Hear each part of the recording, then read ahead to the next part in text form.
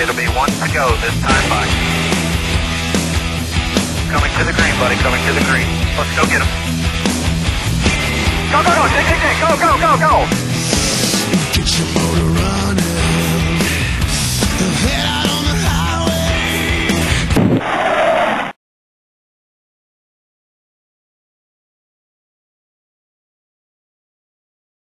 Stairs for a few questions. Go ahead. Matt, Jorge Mendaca, FoxSports.com. During the offseason, a lot was made about the fact that you, Jeff Gordon, Kevin Harvick had not won in 2008. Yet in the first 2 weeks, you guys all won. What does that say about the champions coming back? Well, that's pretty cool. I hope it keeps happening. Like I said, I thought about us not winning, and that was disappointing. But it's really hard. It's really competitive, and everything's got to go right to be able to win these races. And when you get people like Carl that win 9, and as many as I don't know how many Kyle won and Jimmy, but when you get them guys that probably won over half the races between them three, it's really hard. Everything's got to go right. You got to have you just got to have everything line up for you, and it's pretty cool to be able to win this race. But it doesn't make or break your season always, and we know there's a lot of work to do coming up. So we're really going to enjoy it this week. But yet I think we're already also looking ahead to California and Vegas and Atlanta, the tracks we know we got to perform at all year to be a serious contender. We have another one upstairs. Go ahead, please. Yeah, Monty Dutton, Gaston Gazette. Precious little in this sport is ever predictable, but usually within a few green, white, checkered laps, the distance of the race is fairly dependable. And a lot of times when rain is closing in, I know the race at Pocono a couple years ago comes to mind, when you listen on the radio, it gets a little hysterical because all the variables are off, and croners and crew chiefs and drivers are having a hard time coming up with when to go and what's going to happen. How difficult was that for you, Matt, and for you, Drew, because this is your first time in the Daytona 500 making these calls? Well, for me, it's different than any other race except for Talladega because if you're at Pocono or wherever, if you got the fastest car, you're just going to go ahead and pass that guy in front of you. We're here, the way the draft works and all that, you really had to think about making sure you were doing the right thing. There were several times, not a lot of times, but there's a few times tonight where I didn't do the right thing and everybody stacked up another line and took the momentum and shuffle you back 10 spots. So the last thing I wanted to do was be running second and go for the lead and make the wrong move and not have the proper momentum and not have anybody go with you and finish 10th or something like that. So it was something to think about a little bit. I knew I wanted to get the lead, but I knew when I made the move, I needed to make sure I had enough momentum where I was going to get all the way to the lead. We'll take a couple more upstairs and then come back down here with Jim and You Dave. forgot about Drew. I'm sorry, Drew. Drew, go ahead. Our decision was fairly easy. We put it in a place to where we felt like we were fast up there. We hadn't gone even a third of our fuel run yet. The fortunate thing I have is Chip Bolin has set on the box for the 17 for probably close to 300 Cup races. He's been through all of it with Robbie, and he did it himself last year. So we're bouncing the ideas off each other the whole time and talking about if and what if things. So it was fairly easy. I think the way this track is, if we were going to come get tires, we were going to wait till we could make it on fuel anyway, the way everything played out. So it wasn't a very tough decision whether to come or to stay. Okay, now we'll go upstairs. Go ahead, please.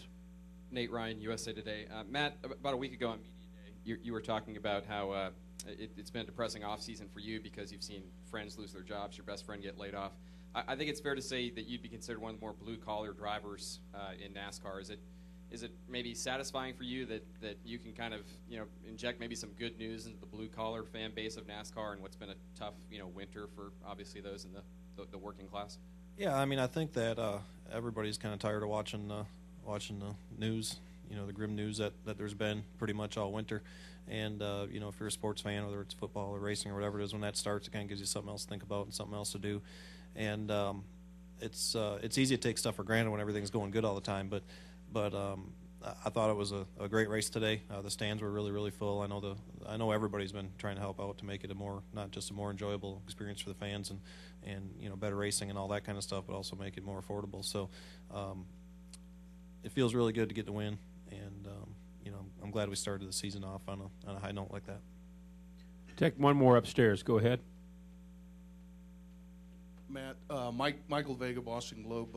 I'm sitting up here with the noted numerologist Ken Willis, who wanted me to get you to react to the fact that you waited for 17 minutes in your car, the number 17 to Walt Ford, to wait to hear whether or not you were going to win your 17th career triumph on the 20th anniversary of Dale Waltrip's 17th win in the number 17 at Daytona.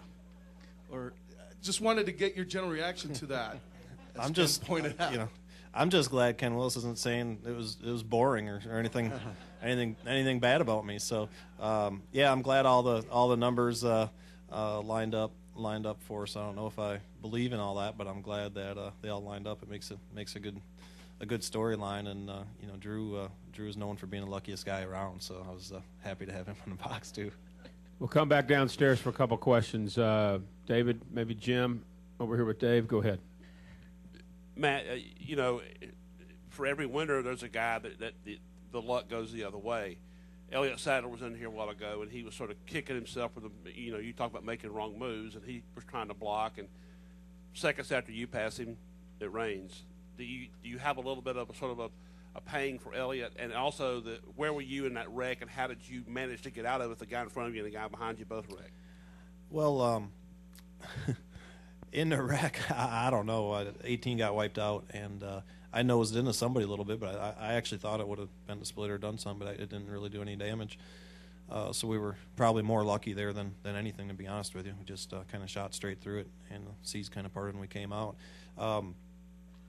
Man, I've had that feeling a lot of times where we've had fast cars and I haven't maybe done the right thing and finished there. Then there's other times where your car's just not as fast, you don't make the right moves. So I haven't had the pleasure of saying it a lot of times, but I don't think it's so much that Elliott didn't make any right moves. It's just our car was faster. I thought we were able to get a pretty big run on him even without a lot of help and get underneath them. So those cars seemed like they all handled good all night, but they didn't have quite as much speed. And for a short run like that on new tires, I felt as good as you can feel about trying to make a pass at a plate race.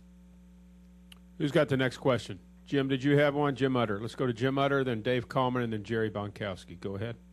Jim Utter, Charlotte Observer. Matt, when Kevin was in here, he was kind of reflecting on the fact that a couple years ago a push by you had helped him win his Daytona 500 over Mark Martin, and was just kind of considering the circumstances, how they played out tonight, that he kind of played a role in getting you past Elliott Sadler. And I was just wondering, is that kind of the nature of plate racing for you guys, that sometimes things that you do for another person may not show up right away, but maybe sometime down the road? Well, yeah, I always hope so. And there's a couple things to keep in mind. That the year Kevin won it, we were, I think, 8th, 9th, and 10th. Kevin and I and Burton, and we just lined up and started going with 3 or 4 to go. I mean, we didn't have anything to lose, and you always try to make the right decisions. Not hang somebody out that's been working with you, or whatever. You try to help people or your teammates and do all that stuff the best you can. But at the end of the day, you try to help people when you can help them, and it doesn't hurt your effort. So, and you also want to do what's going to be best for your car. And we had a big run, and he could have went with Elliott, but going with us was going to, we were probably going to both clear Elliott and probably had the faster cars. So yeah, I was glad it was Kevin. I remember when I gave him that huge shove on the backstretch, and he was able to win the 500. And I actually pushed Dale Jarrett by Tony for his last win ever at Talladega. So I've been the pusher a few times and been able to help a little bit, but I've never been lucky enough to have the shoe on the other foot, and it really felt good tonight to be in that position and for him to pull behind me and push me by him. Let's go with